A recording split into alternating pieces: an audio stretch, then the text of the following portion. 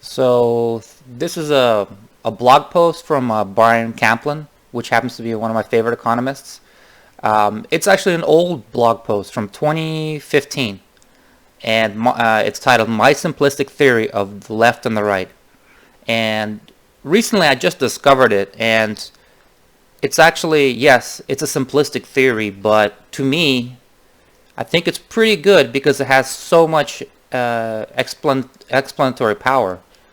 Um, it really, if you kind of take this theory on, it really explains a lot about our current climate. I mean, political climate, and yeah, it's even though it's old from 2015, it still applies today. It's still explains everything in my eyes. So it goes as a few weeks ago, Robin Hanson posted a lunchtime challenge. What's the difference between the left and the right? The point of the question is, of course, not to explain how every self-styled leftist describes differs from self-styled rightist. The point is to identify unifying themes that generalize broadly across space and time. It's like there are many prominent candidates. One, left cares more about equality, rightists care more about efficiency. Leftists care more about the poor, rightists care more about the rich. Leftists care more about secular, rightists care more about religious.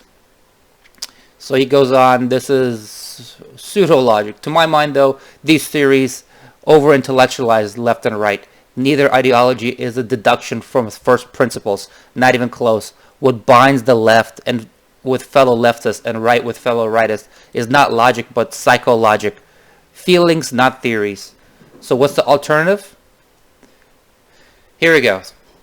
One, it is very simple, but it's great. Leftists are anti-market. On an emotional level, they're critical of the market outcomes. No matter how good a market outcome are, they can't bear to say, quote, markets have done a great job. Who could ask for more? And rightists, they're just anti-leftists. On an emotional level, they're critical of leftists. No matter how much they agree with leftists on an issue, they can't bear to say, quote, the left is totally right. It would be churlish to criticize them. Now, I mean, there might be a little bit more nuance here. I mean, keep in mind that Bryan Caplan is an economist and deals with primarily economic issues. So I could see him. There's probably more to leftism, but I guess the side that he sees most is they're just anti-market, which is completely true. Recently, I listened to a debate between a socialist and Charlie Kirk. Oh, the socialist name was Ben Burgess.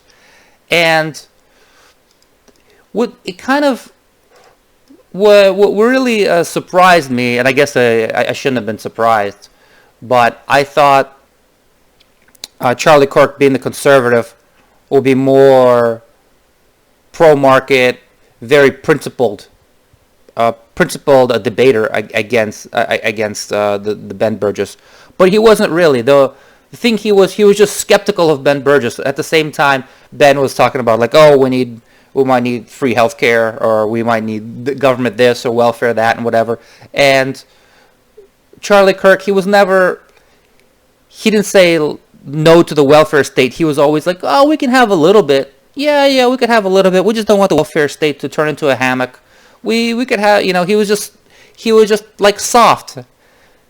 And you can kind of see why America is going in the direction it is, because the left is obviously pushing everything left with expanding more and more government programs, expanding, and the right, they're not firm opposition, they're soft opposition. That's why they're kind of just being dragged along by just the sheer inertia of the left.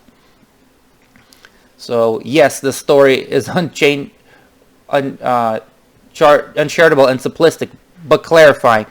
Communists and moderate Democrats are vastly different, but they have something in common. Free market gets on their nerves. Nazis and moderate Republicans are vastly different, but they too have something common. The left gets on their nerves. With each side, the difference between moderates and extremists is the intensity of their apathy, not the object of their empathy. To see my point, imagine two grand conventions. The left, the first is for the self-identified leftist. The second is for self-identified rightist. Now imagine a grand compromise statement able to command the assent of 80% of the attendees. Let's say the left compromise statement will consist of a bunch of complaints about the market, and I say the right's compromise statement will consist of a bunch of complaints about the leftist. To be clear, my theory, the left and right, is tentative. If you have a relevant evidence on one way or the other, I'm listening. And then later on, this is 2015, he would make another blog post about how well his theory stood up from the 2016 election, which was pretty spot on the nose about Donald Trump totally winning the Republican convention, winning the presidency, and Trump was not. He was portrayed as a quote unquote some kind of businessman, but his whole claim to fame, his whole superpower was just basically annoying the left, or just being based and causing the people on the left to have panic attacks and just saying the things that just would like draw anger and provoke the left. Right?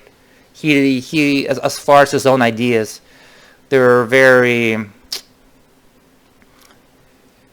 weren't free market. Let's put it that way.